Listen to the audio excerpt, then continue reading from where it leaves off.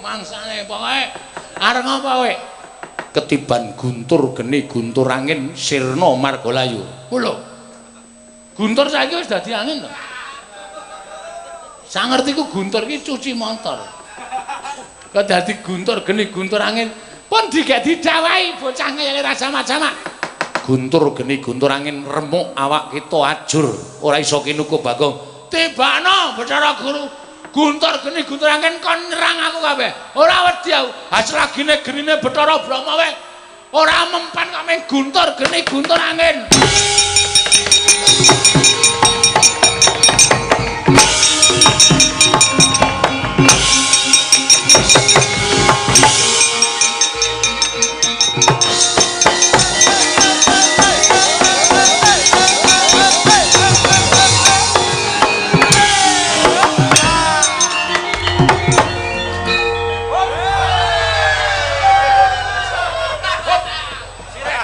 Bareng nabuh do kesenengan disuwuk ra gelem. Bagong kok nganggo jengkelit bareng.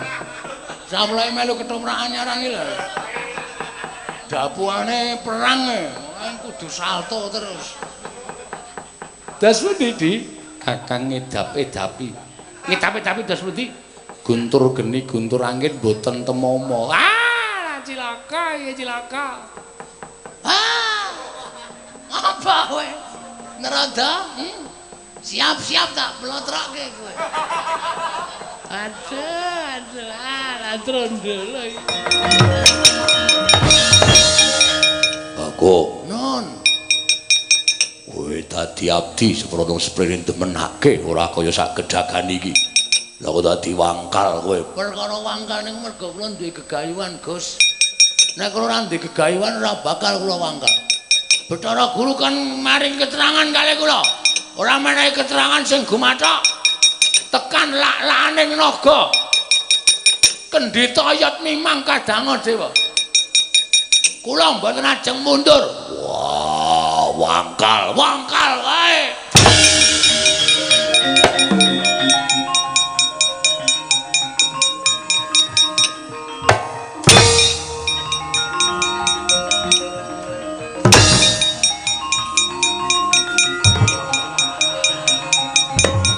Dan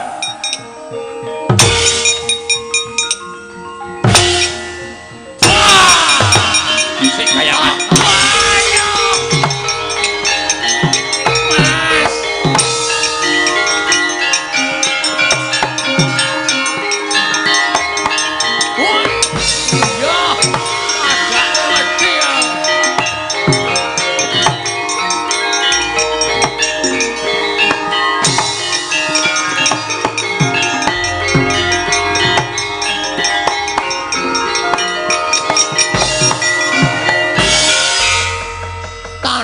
taliwara lagi ana wong limbukan nyelo-nyelo sapa iki dewa awake abang kabeh takon karo aku Jawata ing swarga dahana Bathara Brahma. Wow, Brahma. Wah, iki kakangne Mantili.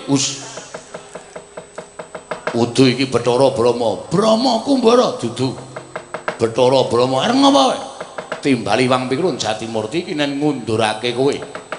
Ora gelem bali aja takon dosa. Apa aku kelakon mentala karo kowe tak obong awakmu. Walah, kowe kira ngerti karo kadigdayaning Bagong. Sang Hyang Bathara Indra wae kalah karo aku kok mung Bathara Brahma. Maju sejangkah, aku mundur sejangkah. Aku maju sejangkah kowe mundur sejangkah. Atene ora ketemu-ketemu. Ayo ngono kuwi wong perang ki tehnike dhewe-dhewe. Lek nopange ndamu tebak dadamu muntah getih kowe, mati tanpa dirongsen.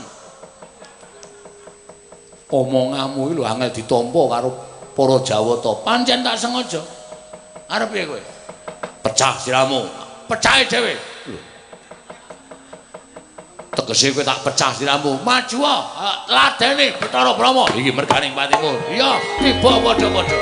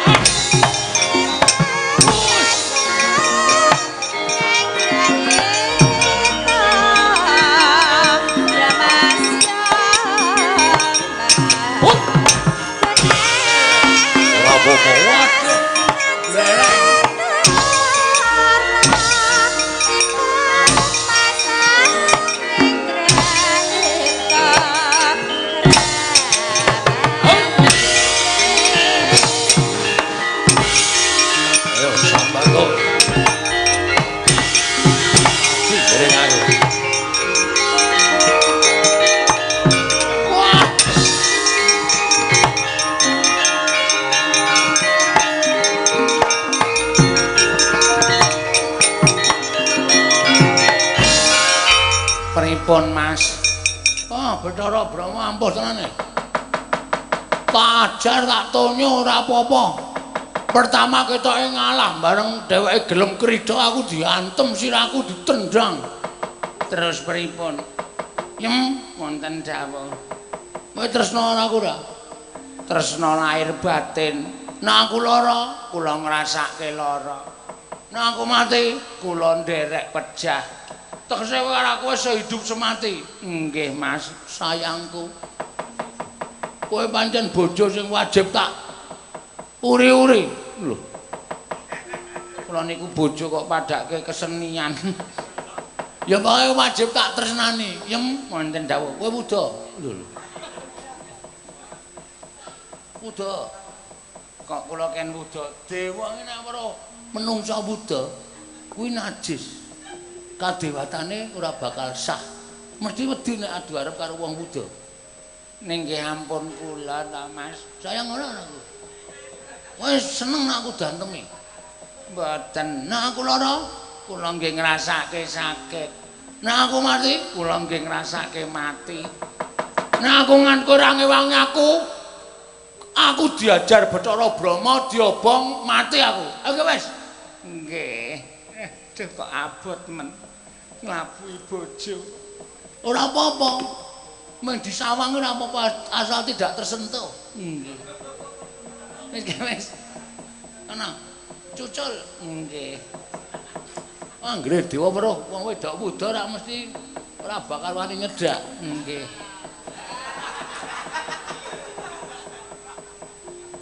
Kok ora kaya biasane ta yem kowe? Bareng duculi kok kaya ngono. Wis nang kene. Nek Bathara Brahma mrene weruh kowe sengara wani nyedak. Aku berlindung di belakangmu. Monggo mawon.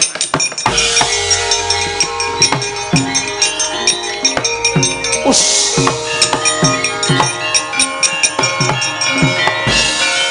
Andel ora, gene kalahe gampang. Dewa nyawang kok ngene iki dosa le dadi dewa ora suci lahir batine. Bagong Edan. Bagong Edan ning kayangan kok nggawa kaya ngono. Menungso ngendi wi? Menungso ngendi ndasmu kowe? Bojoku kowe, bojo kok dikon wuda. Kon ngadepi para dewa. Yem Wonten dawuh. ngamuk yem. Ngamuk ning kayangan bareng karo aku. Ampun Mas, kula ampun diwujudke kaya ngenten iki kula tak nganggo kemben. Mau kember apa ning? Diketok wis sithik. Nggih. Jane apik nek nganggo kemben. Aku seneng ya. Sampeyan kaya edan sak penake dhewe ra. Iki njur piye iki awake dhewe kalah. Sampeyan yo gawe masalah. Mungsuh dewa kok sampeyan wani niku terus sing ajeng niku kekuatan apa? Wis mati tak wujudane. Rawe-rawe rantas, malang-malang bakal tak putung. Ayo, Bathara Brahma kan ngetokke genine. Tinimbangane ora iso ngerti karo bapakku, wong tuaku, yem aku tak mati nang kayangan ora masalah yem.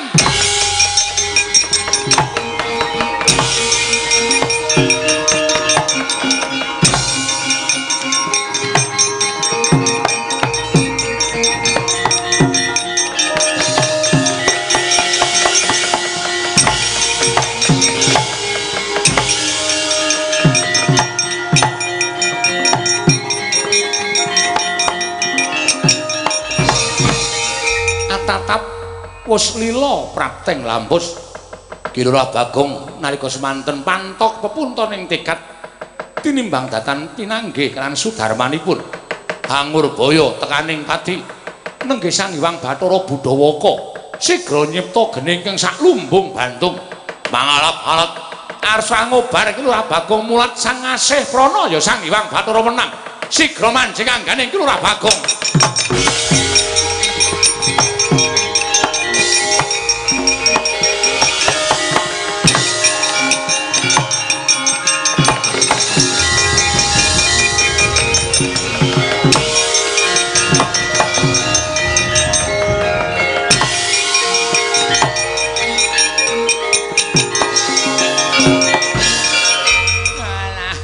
Ya ampun Mas, kula wis tratapan ati kula wis entek Sampeyan kena geni gedhe-gedhe semanten kok mboten napa-napa. Yem, non. Aku jauh urip apa? Tesih ngoten kok. Aku ki merem ya, Yem. Genine saya cedak aku merem, aku wis ikhlas mati. Aku kok iso omong. Aku ki jauh urip kok. Tesih ngoten kok. Tesih urip Mas mang melek. Alah. Alhamdulillah Yem diayomi karo sing gawe urip.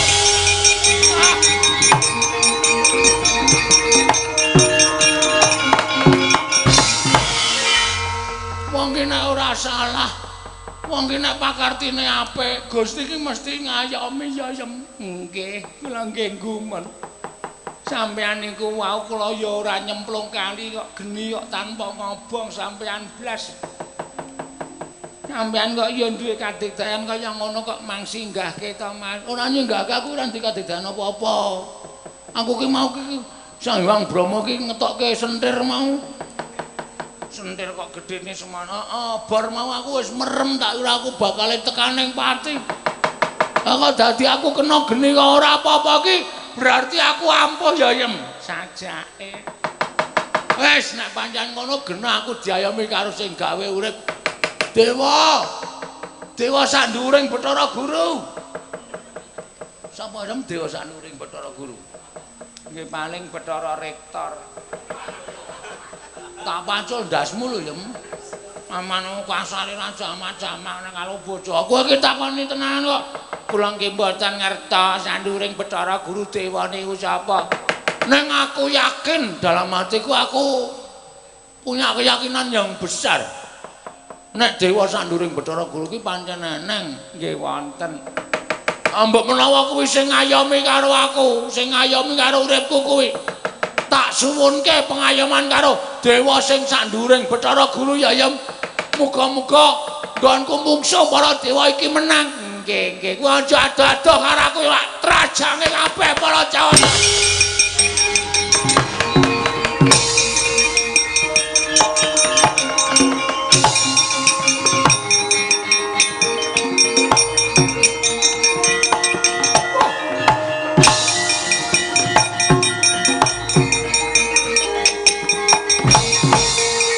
Iki sapa?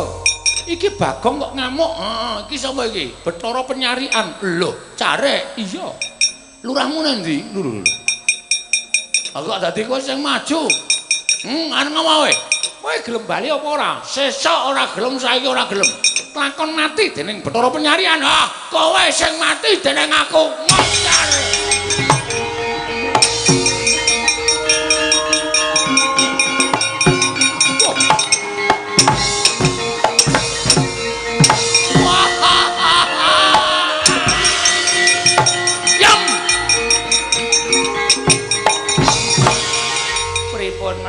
Kowe ngerti ora kejadian iki mau? Napa Kejaba aku ora kobong dening geni. Dewa sing jeneng Penyarian ngantem aku kaya nganggo lembu sekilan. napa nggih? Ora tekan tangane iki ora keneng nang awakku, bingung dhek. Aja tos nglekar. Yem non. Aku nek menang ning kayangan aku tak dadi Bathara Guru ya. Nggih ampun ngaten wong niku aja saling seringat peming takon wong tuwa kok terus kepengin dadi dewa niku jenenge sampean saling seringat. Nek saling seringat niku ora bakal diayomi karo dewane. Oh ngono? Nggih, Ya wis tak tetep tak ngamuk aku. nggih pun monggo. Kula ya seneng sampean iso digdaya kaya ngaten. Mugi-mugi adigdayan sampean ya tekan teng griya mengke ya tesih digdaya. Nek bab kuwi tergantung obat ya. Soale aku wis tuwa kowe iki nane jalukmu werna-werna. Kowe iki wis tuwa modele aneh-aneh. Aku sing ra kewagang, ameng cendhike, nyok ra tekane tak tekan. Ngene ngapur ora. Ayo, Penyarian kalah, Bathara Indra kalah, Bathara Brahma kalah. Sing duwe panguwasa kayangan Suralaya kon maju kene. Mungsuh karo aku ora bakal tinggal loncat lekane.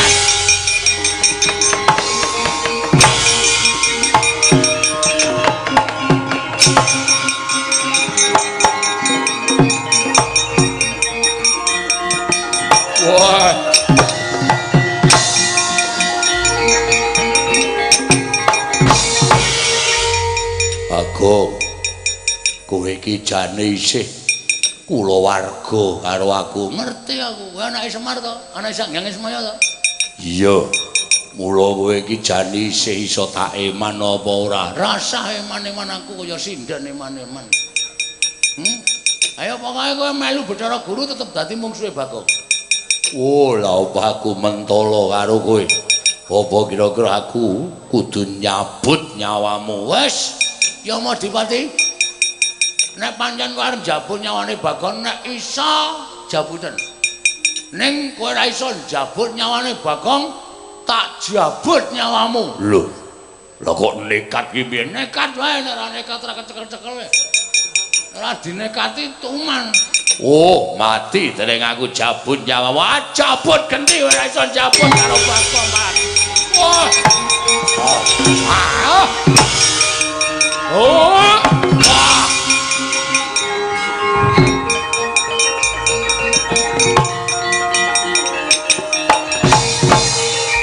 Modar dikandhani ora gugu. Jabut nyawamu tak go metu sukmamu. Ayo Tangya. Yen pancen kuwi anake Semar sing digdaya Tangya. Tangya legane atiku. Semute tak pindah kene ah. Wah.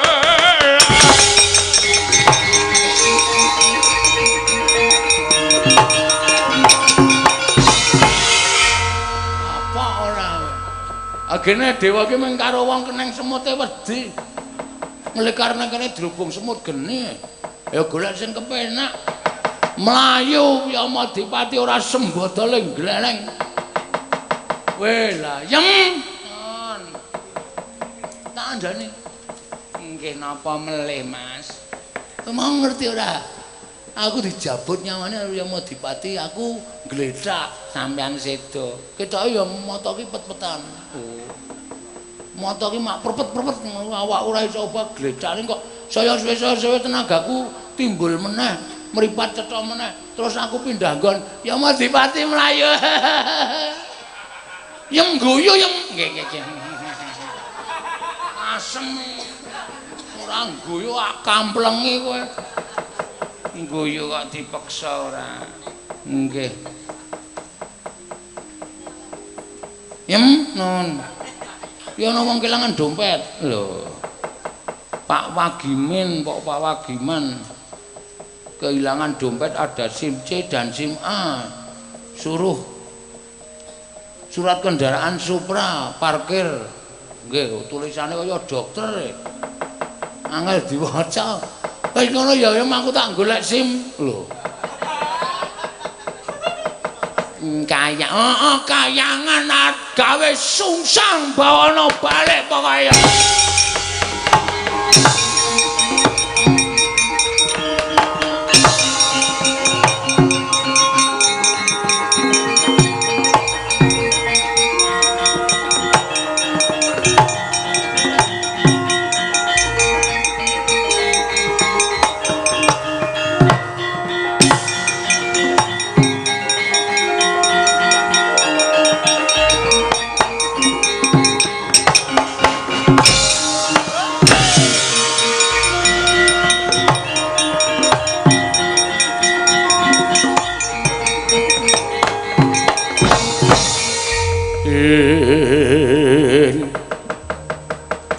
Yana dewa yen nuntuna wong aprang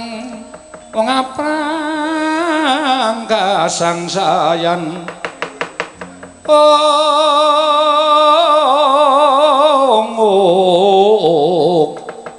wong aprang kasangsaran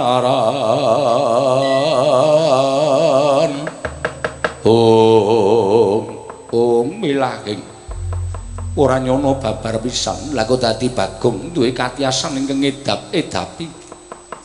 Kabeh para Jawata padha kalah. Kabeh padha golek papan pendelikan. Bagong kene ngopo dene jeneng kita tetep hambrung kaya mengkono. Ora Guru. Lho, ora basa karo ulun. Gunane apa aku basa karo sampeyan nyatane sampeyan iso ngandhaki teng endi bapakku. Gunane apa aku nganggo tata krama nek sampean tak jaluki tulung blas ora iso nulungi karo Bagong. Wah, cilaka iki. Bagong sampun kados-kados kan sampun boten saged dipun nilikaken. Waduh, kaose barang dicoplok. Ngamuk kados mekaten. Inggih Kakang, inggih. Ngatos-atos lho, Di. Kae Bathara Teka kowe ngopo kowe? Lho kok Bathara Teka kowe iki nek ngadeg kaya jog. Nyakit ora. Bagong ulun mboya melu-melu. Wes, Dewa kok ora melu-melu. Dewa kok jirih. Anggepe terus aku terus melepas kowe. Ora tak anggap kowe iki dewa napa piye? Bathara Guru ra iso ngandhake ajar. Bathara Guru iso tak rangket nerodane. Awer-awer. Kecekelak tali nang kowe tak plotroki kathok. Cilaka. Aduh, aku malah merinding aku. Piye Bathara Guru? Ulun mboya ngerti. Mboya. Omongan kok meh mboya ulun kita ulun punapi mboya. Nek ora tau jelas lan ta iso ngedongke karo bapakku sapa. Piye lek iso mboya? Ulan. Ngatos-atos niku panjenengan notoke dhateng gesang kula. Panjenengan bisa piyambak to Bathara talene ning kowe tadi plotroke. Isin kula. Kita Bali mboya. Piye? Kita Bali mboya. Sapa? Kita. Kita iki sapa? Aku yen mbiyen jenenge Bagong kok tak awak Lek Wita. Kita Bali punapi mboya. Ngandel ora? Ora bae ra mung punapi mboya. Kita ulun punapi. Kata-kata apa kowe? Kita punapi mboya ulun kita. Sengit aku. Yen kita mboya Bali ulun sampurnake ning kene. Swadah lho. Kandel ora cilaka to. Swadah piye? Nek sampurna swadah. Nek 76 rong wadah. Bagong edan tenan. Ulun malah bingung guneman karo kita. Kita menah. Bolan-balane kita. Ulun kita. Gong baline ditutuk. Ayo, der.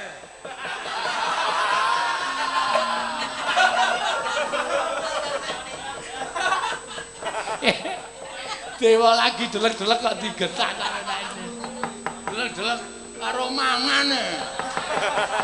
Wayange nang kene kok madhep penonton. Iya kok ora seneng wayang.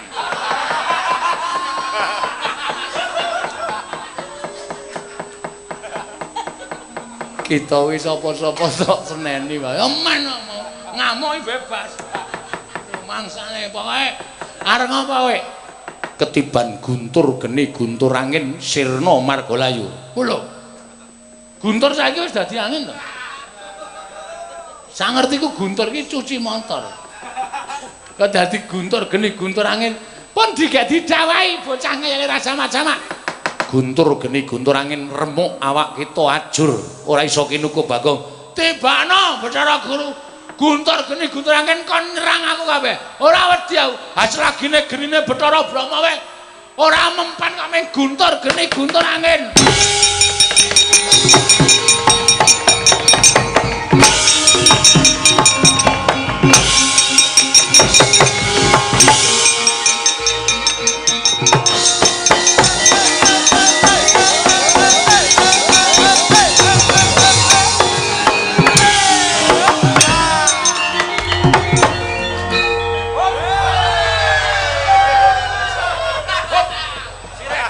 Bareng nabuh do kesenengan. Disuwuk ra gelem. Bagong kok nganggo jengkelit bareng. Samulai melu ketumrakan nyaran iki lho. Dapuane perang kudu salto terus. Das pundi Di? Kakang ngedap-edapi. Ngedap-edapi das pundi? Guntur geni guntur angin boten temomo. Cilaka ya cilaka. Apa kowe? Nerada? Siap-siap tak blotroke kowe. Aduh, Trondolo. Guntur geni guntur angin mboya temomo Bagong kowe iki nganggo kekuatan apa? Kekuatan supranatur. Sing iso ngalahke apa-apa. Ayo, gene ora temomo ning awakku. Guntur geni guntur angin plecak-plecik kaya mbang api. Ora apa-apa aku. Kena cis Trisula. Lho, arep nyontek kowe. Arep nyontek aku kowe, ha. Cis Trisula, tibana. Aja kok Cis Trisula. Cis Triamin aku ora apa-apa. Mesti kaya serius alene.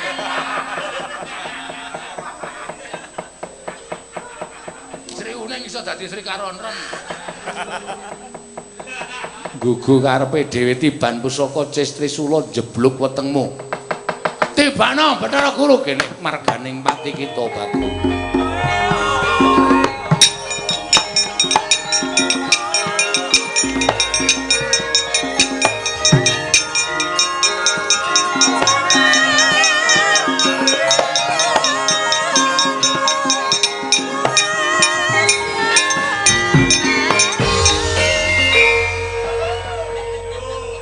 Ulun bakal nibake pusaka kok kita nyuwuk gamelan pengumuman Mercedes AB HD dipun singkiraken badhe kagem liwat mobil sanesipun.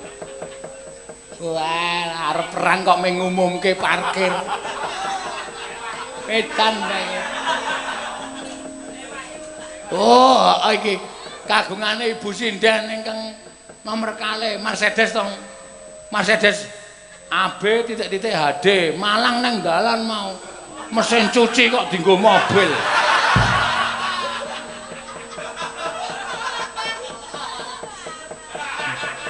Buka laundry kok neng wayangan. Ngece tenan. Ngece mobil kok padake mesin cuci. Ha suarane kaya mesin cuci. Nek mlaku mak ngik.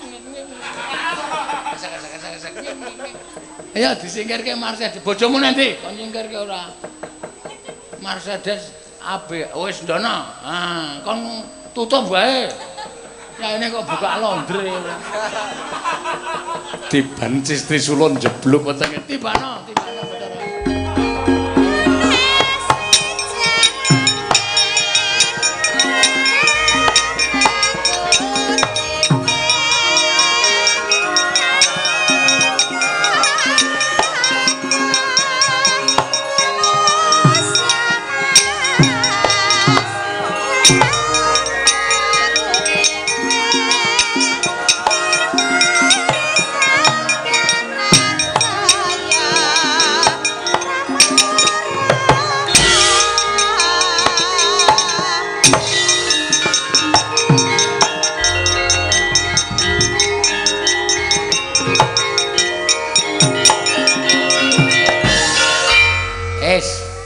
Kajengipun.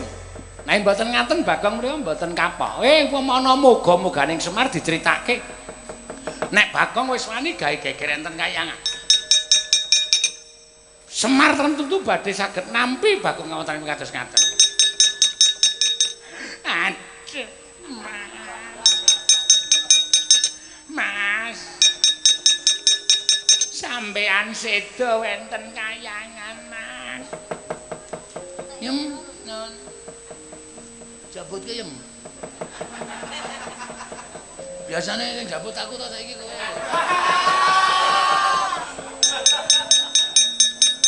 Sampeyan mboten mati. Mati lengane jek akeh kon mati. Jabut ke? Nggih. Men Dawara kuwi dewa-dewa nek Bagong iki nek men ditancepi oyone wis kulina. Nggih.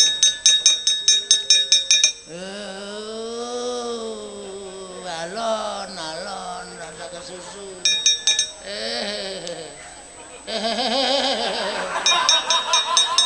Sampeyan iki mati bleseke. Wong kon jabut kok mati bleseke. Oke, jabut. Risi nang weteng iki.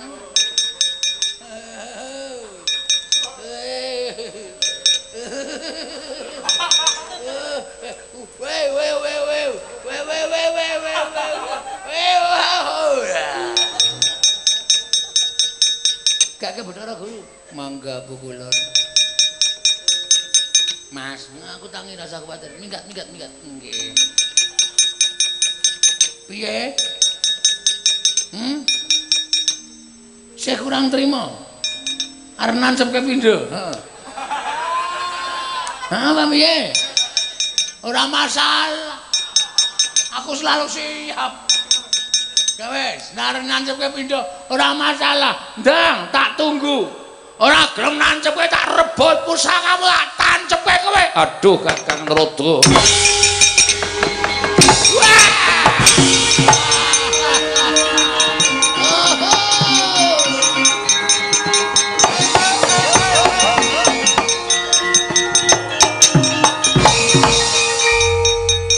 Pripun Mas? Dewa bubar. Bleleng bengi iki aku tenan. Ora ngira lho nek iso kaya ngene lakone yem. Nah panjenengan nika napa mboten dikarang riyen? Ora iki mung waton mlaku wae kok. Budune ngger setengah papat bubar mbuh. Aku ketemu wong tuaku apa ora ya wis ora masalah. Mula sampean niku pripun to? Terus niki pripun? Aku ora arep madeg dadi dewa ning kayangan. Nggih. Nek ya karo gandeng kayangan ki ana Karang Kawidodoran aku tak rono sedina ya yem. Ampun Mas Bagong, mengke nek sampean prisa widodari sampean mengke kali kula terus mboten seneng. Ora, aku ki wis duwe keyakinan nek bojo ki wong wedok sing paling ayu dhewe sak dunia. Dadi ora bakal kego dening sapa wae. Estu. Aja kuwatir to. Yakin aku mung sedina tak nginguk tok. Lagi do ngapa widodari nek yae niki? Mestinipun nek sonten ngenten iki nggih siram. Oh apa? Lah malah muni apa? Ya mung sedela ora ndeng yang ora ambangane ra omong. Nggih. Terus niki ajeng pripun? Piye ki nek ngene iki? Kayangan geger ora karu-karuan ngene piye? Kabeh tak usah-usah sak penae dhewe. Nggih. Lah terus pripun panjenengan? Kersane pripun kula mung kantun nderek kalih Mas Bagong. Ajeng lenggah teng mriki napa wangsul teng griya? Aku kayangan sing nggone sapa ngene wae, kowe meduna. Omah dhewe kae tancep ana plakat dijual. Terus kowe karo aku manggon kene. Mengke nek Bathara Guru wangsul, ora bakal bali wedi karo aku. Oh, ngaten. Karo salamke nggo Petruk karo Gareng ngomongno nek kowe saiki wis pindah omah. Nek takoni pindahne ndi, Dik? Nang perumahan. Alamate ngendi rasa dikeki ngerti engko ndak dodolan kere-kere kok. Wong ora duwe kok klitian tekan kayangan. Aku saiki bareng wis iso ngalahke dewa niki aku saora-orane dadi ningrat. Nggih. Piyai Luhung. Nggih. Ora astrawunge ya pilih-pilih. Ora karo cah tipis-tipis kuwi. Nggih. Nembe dados saged bedah kayangan wae kok swantenipun sampun kados mekaten. Ayo saorane calon juragan. Nggih. Juragan kayangan. Engko ade nang kene gawe usaha ternak pitik. Nggih. Nyetori ning pasar-pasar kuwi mbangane kurang digawean. Kayangan menika mboten kenging dipun agem ternak pitik. Ya bebek sami mawon. Mentok. Sami mawon. Ah, nek digawean yo nglangut wong bendina ming dolanan dhuwit. Waduh. Sian. Glelengi nang. Apa mboten awake dhewe nang kayangan mung arep ngitung dhuwit. Ora ya ora mungkin to. Suwe-suwe jeleh kok. Heeh to? Nggih. Saurane kok kayangan ki rak dhuwur. Nggih. Sekala masa dhuwit disebar saka dhuwur. Dipiurke. Men wong Madyapada do muni nek udan dhuwit. Nggih. Nggih nek kersane kula ken wangsul yen kula tak wangsul bali ana ning ampun Rabi kalih Widodari lho Mas. Sing arep gelem karo aku ki ya sapa? Wong aku rupane ndledek kaya ngene kok. Wis kowe bali santai nang omah. Engko nek wis titi mangsa tak SMS. Nggih. Bu, anak-anak dijak munggah ning kayangan. Oh nggih ngestaken dawuh. Napa sing dadi kepareng paduka kula namung estu padha kemawon. Heeh. Ning panjenengan mboten tindak teng pundi-pundi ta? Ora, bocah iki lho. Wis to, mboten niliki teng Wikarang Kawidodaren. Ora. Yaene iki ya wis elek-elek. Nggih. Nah sore mau lumayan lho. Yaene iki sisa-sisa. Nggih. Nggih mboten apa-apa. Kelase bolot yaene iki. Nggih nek ngaten kula nyuwun pamit. Sing ati-ati kana ya. Repat kepanasan minggok ngiwok.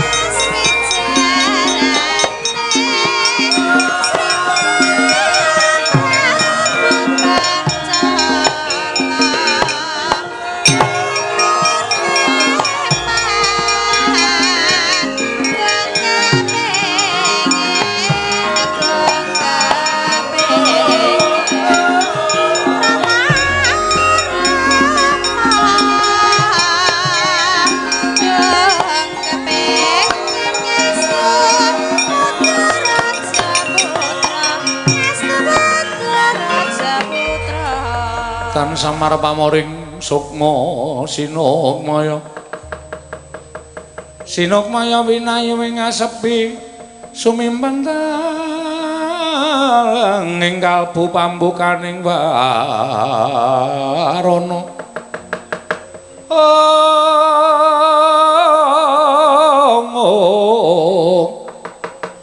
talen saking liep layaping aluyuk. Oh. Nanti ya aku kabeh. Aku gumun kok nganti iso digdaya ngene iki saka keparenging dewa apa sing le momong karo sing momong aku ki ra trima.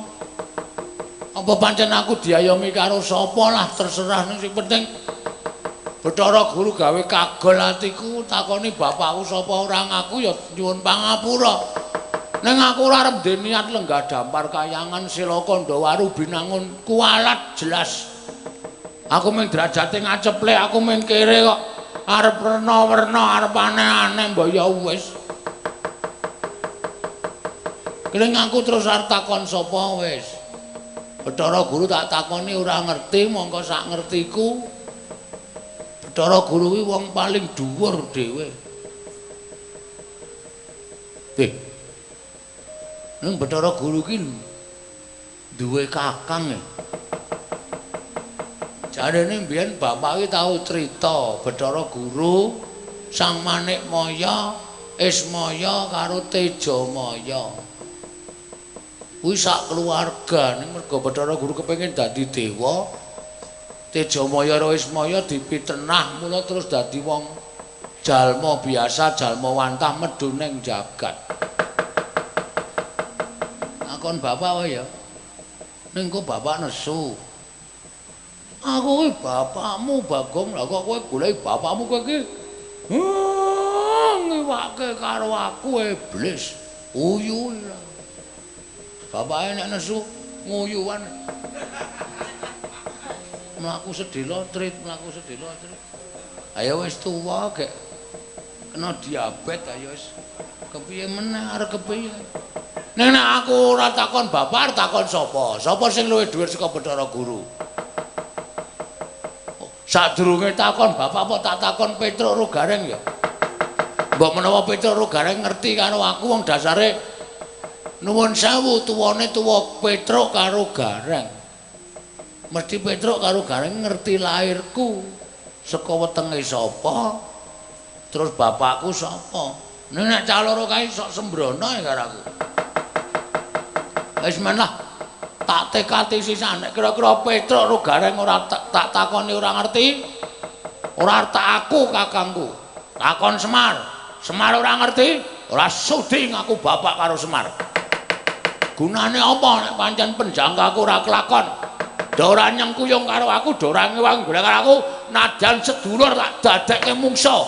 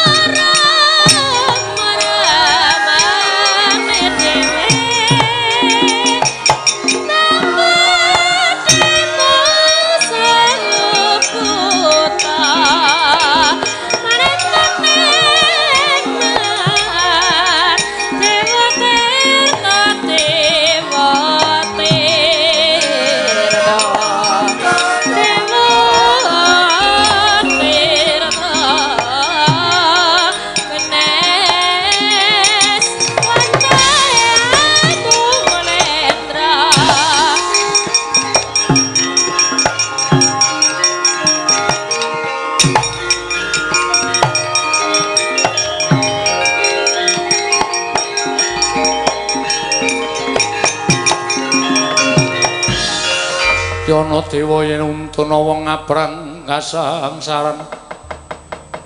Wong ngabrang kasangsaran.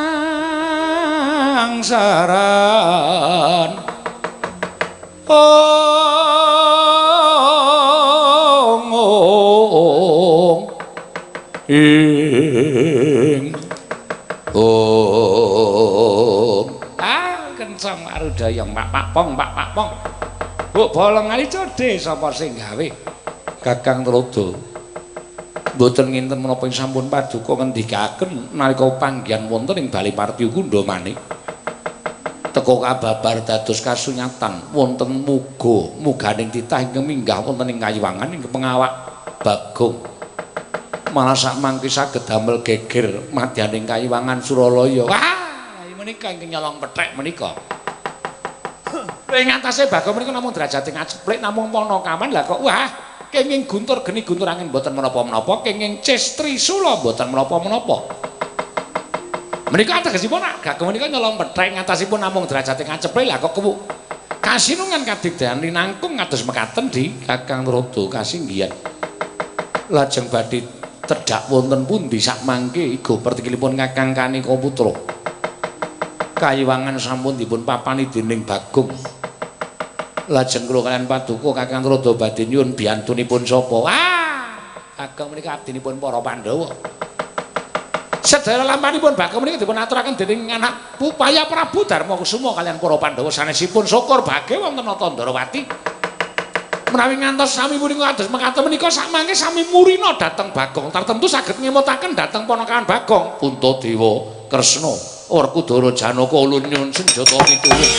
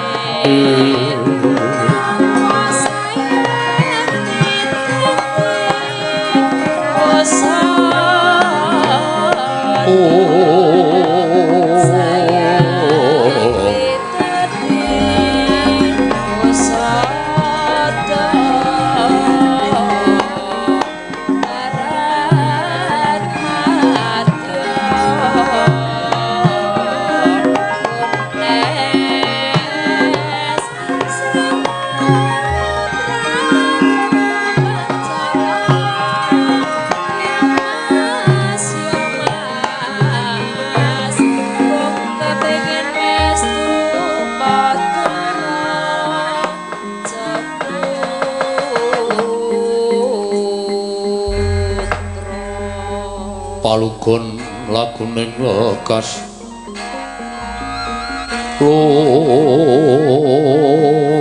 kita linuting kidung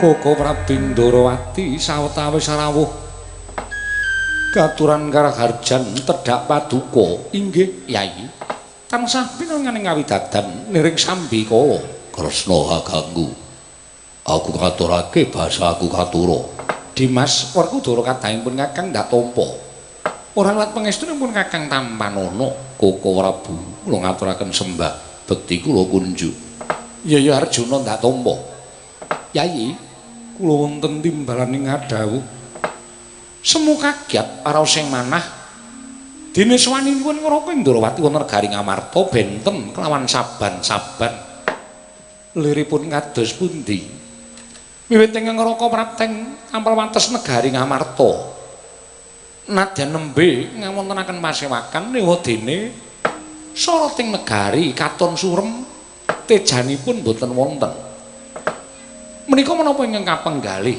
saha menapa ingkang njalari kawontenanipun kados mekaten Yai Samiaji Koko Prabu ngemuti dhateng lampahan ingkang sampun kelampah mboten kanthi kanyono-nyono bilih ingkang rayi wekdal ingkang sampun kepengker nyumpena wonten ing ngababar kawursita madyaning pasumpenan mboten kanthi kanyono-nyono negari Ngamarta keblabaking banjir ageng satemah mlebet wonten ing Datulaya poyang payingang sangya para abdi dalem ing Ngamarta miwah kagiat raos sing manahipun ingkang rayi dupi ngawuninganing agenging toya ingkang nedheng bena tumuli ingkang rayi medal alun-alun pepengkeran pados margining kawilujengan Koko Prabu lampaning kados mekaten menika werdinipun menapa mugi kepareng hamba barana dhateng ingkang rayi Ngamarta jagat wayasaning Bathara Wayaptara jagat Yai Impen menika piranganipun wonten 3, Titiyani, Gandayani lan Puspotajem. Inggih, mekaten. Mongko impen ingkang ambabar dados kasunyatan menika wancinipun Gagat Arahina. Tegesipun menika manjing wonten ing Puspotajem utawi Kadara Dasih. Inggih, mekaten Koko Prabu. Lajeng wancinipun nalika ingkang rayi guragapan saking Nindra, wancinipun sampun gagat bangun rahina. Sang Hyang Surya sampun tunggang gunung ing Brangwetan. Koko Prabu, menapa impen menika badhe ambabar dados kasunyatan. Miat langening kalanggiwan agar andan moncar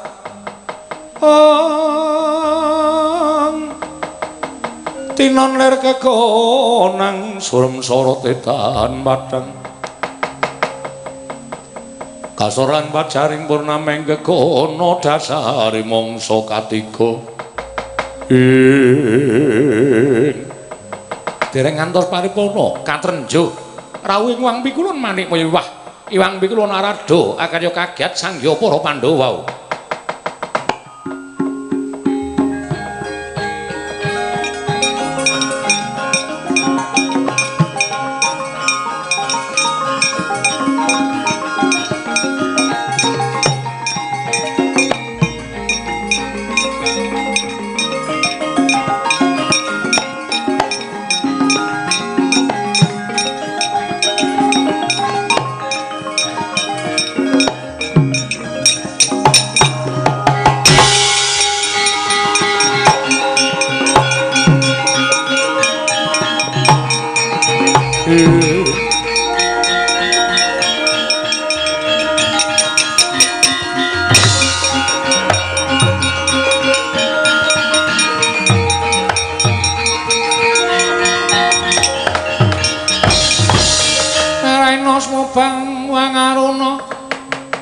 Kadinetrane nganggo rapo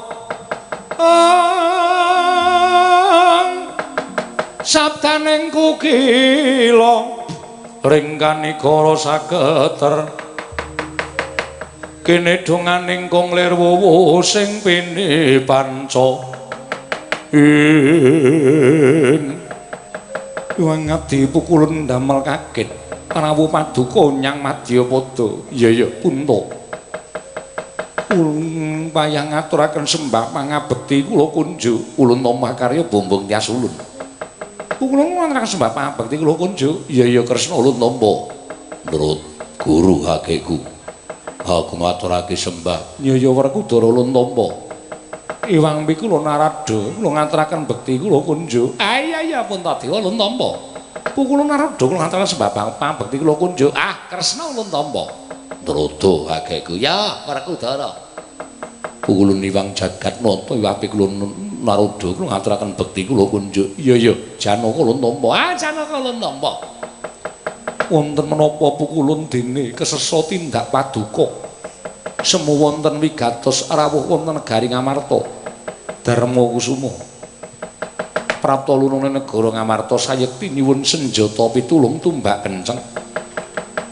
Wektu dina iki kayiwangan geger dipun sababaken menapa pukulun ora ana kejaba muganing panakawan kita ya kuwi Bagong ing nalika semana mungganing kayiwangan ngupaya kelawan Sudarmane monggo ulun wis paring keterangan ingkang gumathok kelawan Bagong munggo asal mula bukaning si Bagong ewadene ora narimakake wekasan ngamuk ana ing kayiwangan ya mung gumun penggalih ulun teka Bagong duweni kedigdayan ingkang linuwih ketitik ulun tamani guntur geni guntur angin Mboyatumama ulun tamani Cisdar Trisula uga Mboyatumama malah ulun keplayu saka kayiwangan Puntadewa Werkudara Kresna padhangna Suralaya elingna emurna si Bagong aja nganti hambrung ing datan pepitung Arjuna wonten paring adhawuh panakawanmu ki piye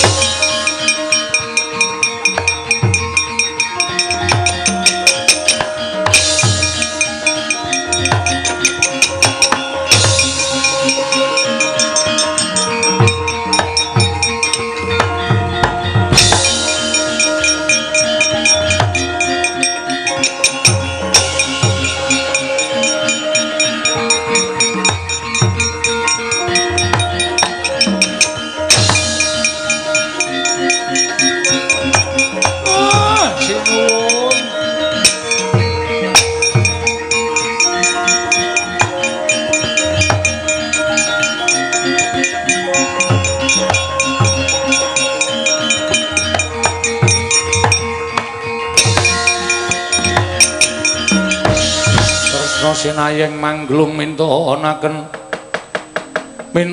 Dewi Kramanira. Kakang Semar, kula. Lah kok dadi kowe ora elek-elek karo anakmu?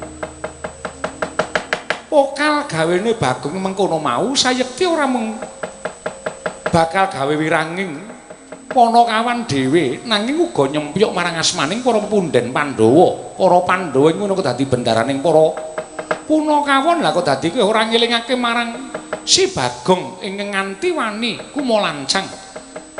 Kakang Semar, destun temen ing atase Kyai Semar kuwi tinuwakake ana negara Ngamarta. Nanging sabab apa dene ora elek-elek karo si Bagong.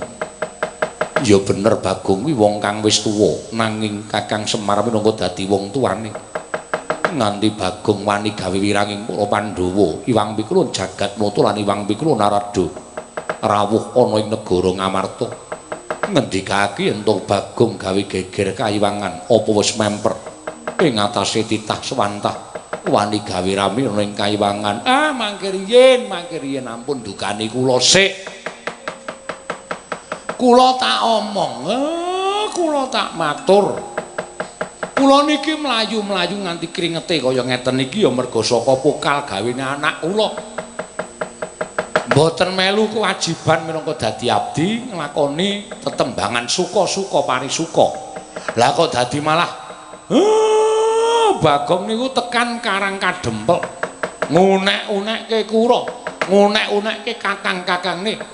Takon karo wong tuane mongko pun kula glentrehke ya mesa ora percaya. Malah kula mangsa barang-darane ajeng midana dhateng Bagong pun nek mboten dingotenke bocah niku mboten kapok.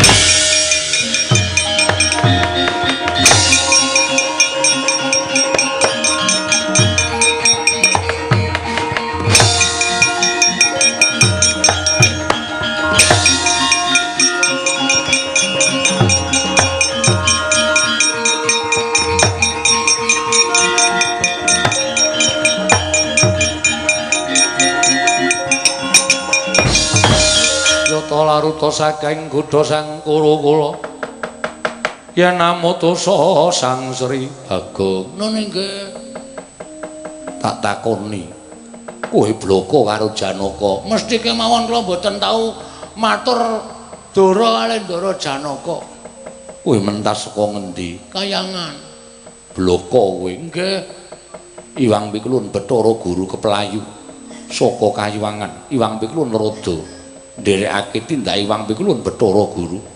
Kayangan ana apa? Enten pengamuking Raja Ditya. Raja Ditya Ratu Buta saking negari Parangkusuma. Jejuluke sapa? Prabu Bagong Yaksa. Ora cengengesan. Aku bendaramu. Lah kok dadi kowe tak takoni cengengesan. Apa rumangsamu aku ngejak gojek karo dapurmu? Bagong, non tingkah polamu sing kaya ngono mau mirang-mirangke Janaka, mirang-mirangke Koko Prabu Darma Kusuma, gawe wirang Kakang Mas Werkudara. Kowe kena delekke apa ora? Kula pulun mendha nek pun wonten sing paring keterangan bab napa sing kula goleki. Kula kepengin weruh Sudarma kula. Bapak kula Iwang Pikulun Bathara Guru wis paring keterangan. Teko kowe isih ngeyel. Banjur karepmu apa? Kula mboten gadahi karep napa-napa. Kula mung kepengin weruh wong tuwa kula. Bagong, nun, yen kepengin weruh wong tuamu, takon Janaka. Sampun prisa? Wong tuamu wis nang epek-epeke Janaka mung kari nonton. Wah, mbok mau-mau rasa dadak tekan Kayangan. Kula tak nyuwun prisa men lega ati kula nggih, Den. Ya, nyok tampanono.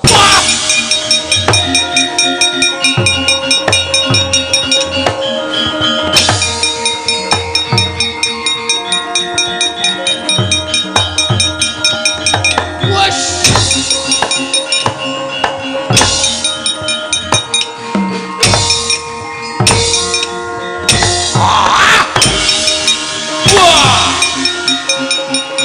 Raja Ditya iso menak. Kowe Janaka. arep langing jagat lancuring bawana cokot kowe. Ben pokoke aku nek ora ngene iki ora kelakon-lakon penjang aku. Wah, cokot mbuh tatu mbuh ora sing penting tak geget. Aku pokoke niat anggere geget aku niat. Mbuh tatu mbuh ora. Nek urung jerit urung arep tak sulke.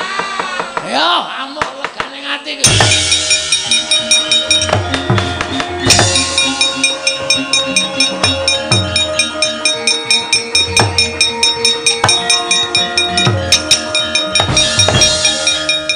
Kok non kowe dadi abdi seprono sprene demenake ora kaya sak gedhagan iki lha kok dadi wangkal kowe Perkara wangkal ning mergo kula duwe gegayuhan Gus nek kula ora duwe gegayuhan ora bakal kula wangkal Bathara Guru kan maring keterangan kali kula ora menehi keterangan sing gumathok tekan lak-lakane naga kendhita ayat mimang kadang dewa kula mboten ajeng mundur. Wah, wangkal wae.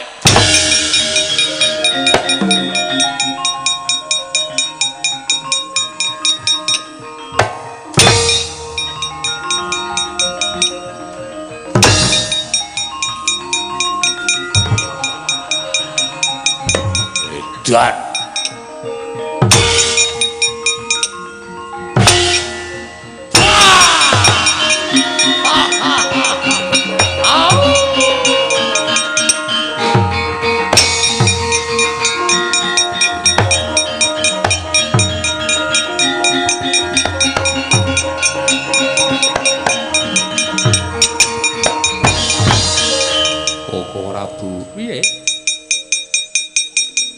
Mboten mokal. Iwang Miklun Bathara Guru paring dawuh mekaten. Lah sebabe Bagong kula tibani. Tangan kula mboten dipun raosaken. Tak dupak ora apa-apa. Lho lah kok elok temen. Lah kok dadi ditamani Janaka didupak Werkudara ora apa-apa. Bagong kok ampuh men. Nggih, nyatanipun mekaten. Wis kono do mundur. Tak sawange kaya ngapa wujude bakul lah kok ngedap-edapi temen kaya ora sebaine.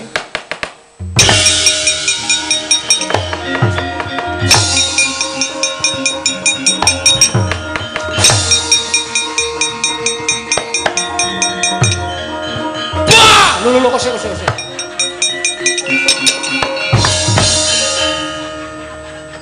Durung perang kok wis getak. Saking glelengku kowe. Aha.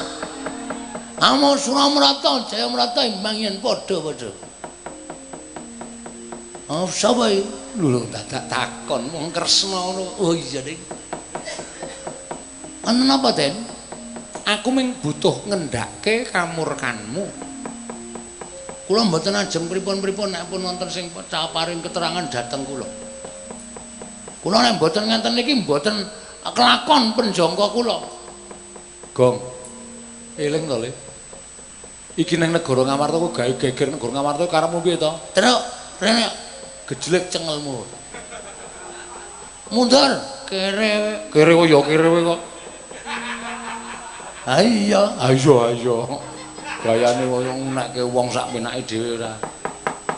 Mangsane ajen apa sampean? Oh lah dalah. Oh lah.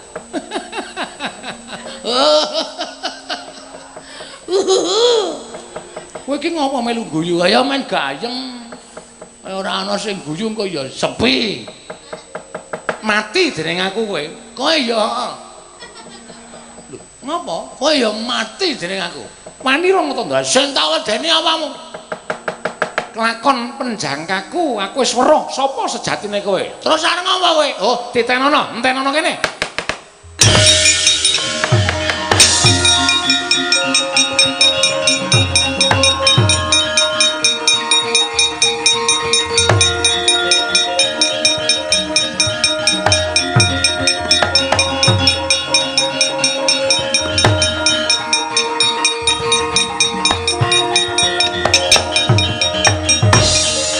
Laruta saking godha sang guru kula yen amutusa sang Sri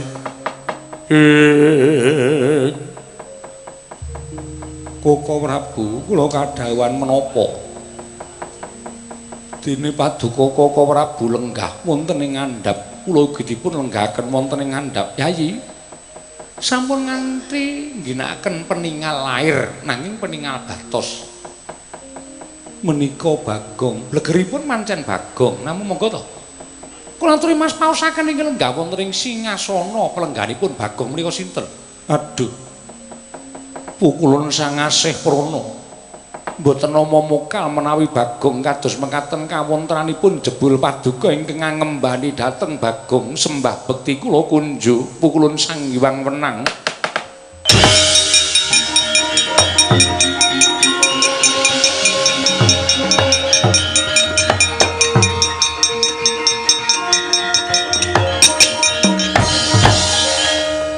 Sapa cah cilik ngenyak-nyak sirah iki? Ngandel ora. Mulane kok ampuh Petruk. Nggih ayo. Sapa Petruk iki? Ya kuwi Sang Hyang Wenang. Nganggo jarik kotak-kotak. Nah iya ben. Kudune rak iki nganggo seragam SD ya. Wong edan karo sapa-sapa kok dijak sembrono. Pukulun bekti kula kunju. Nggih ya. Darma Kusuma Ulun Tamba, pukulun bekti kula kunjuk. Iya, Kresna Ulun Tamba.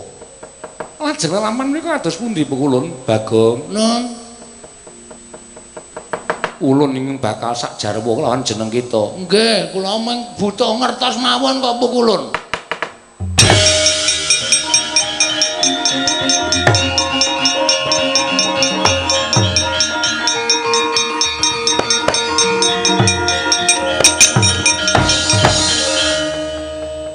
Duk nalika Siesmaya tinanting dening Sang Hyang Tunggal. Apa kepengin urip ing kayiwangan lan apa kepengin mapan ana ing jagat. Siesmaya kepengin netepi minangka darmaning pamong kanthi wujud Semar Badranaya. Nggih. Jaman semono pancen durung ana titah ingkang mapan ana ing jagat. Mula Semar banjur diudhunake ana ing donya. Isih jamaning para jin. Terus Semar mangsa ki jenan ora duwe kanca, ora duwe ruang, tumuli munggah ning kayiwangan nembung kelawan Manikmaya. Manikmaya Mahasingasamun ngrawuhake kelawan panjenengan ulun. Tumuli ulun ingkang nyipta, tumuli ulun ingkang paring dawuh. Semar, kita aja kuwatir sabab ing sakungkur kita wis ana kanca ruang kita. Saka ayang-ayanganing Semar mandi cipta ulun wenteh wujuding Bagong. oh padha karo Bathara Guru mau. Ha iya, ning apa arep bubar jam 10? Ha iya ya, Gong. Kuwi mungguh kang dadi sejarah kita, dadi antaraning Nala Gareng Petruk Bagong kuwi temene ingkang luwih tuwa Bagong. Dek. Dek Truk. Gleleng kae bareng. Nek nyileh ditene, wah ora tenan to. Bareng menang tua terus jaluk apalane. Terus mengutang ora. Dek Gareng nanti arep tak ketraki. Aja Gong ora ngono Bagong mungguh asal mula bukanira. Dadi kita kuwi mboyapi nutrakake dening sapa-sapa nanging sarana cipta. Kita besok bakal manunggal sajuga maneh kelawan Semar ya Sang Ismaya apa kawan Bagong. Kita wis ngerti lan wis trima. Sampun pukulun matur sembah nuwun tanpa pepindhan nggih pukulun. Ulun kundur makayangan.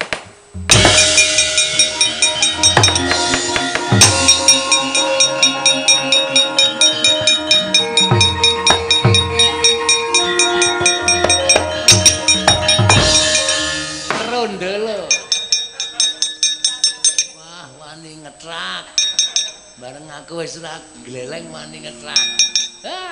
Cedhis kowe ya. Clurut. Dewa-dewa nganti mudhun ning jagat merga pokal gawene Bagong. Wah, trondol. Monggo Di. Bagong kepiye? Nggih pukulun jumbuh kan pangendika panjenengan.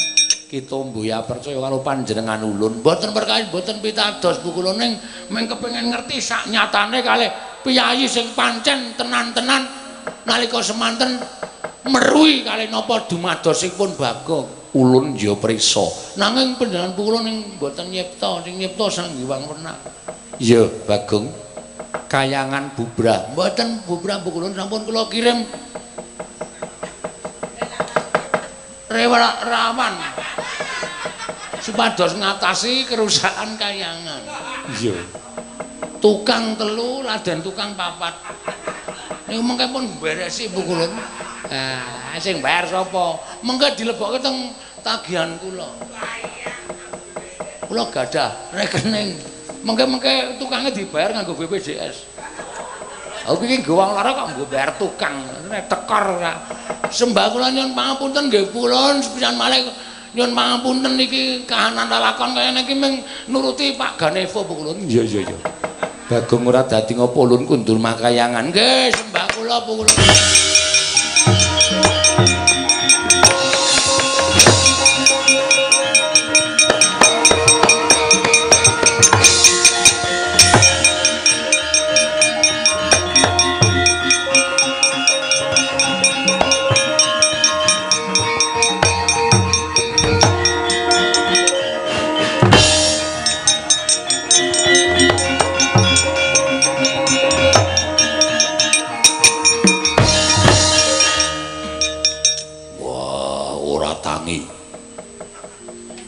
Gleleng tak dupak tangi. Lah rak mau to Werkudara. Kae mau mergo kelenggan Iwang Pikulun padha wenang. Lah saiki Bagong ya wis ming Bagong lumrah. Duh. Nanti cak. Tulung terus. Wah. Aku wis ra gleleng terus. Tulung tangeke terus. Wah, ayo cemplung keceren ra iso tangi. Niki wau le ampun kenggonan Bathara Wenang. Wah, ora ngerti. Ora ngerti karo nyengenges ya terus. Bathara Werkudara duwe nyengenges ora. Lara matuk ngono. Yer. Petro edan, Petro iki irunge nyangkleng. Meh wae copot mekutaku.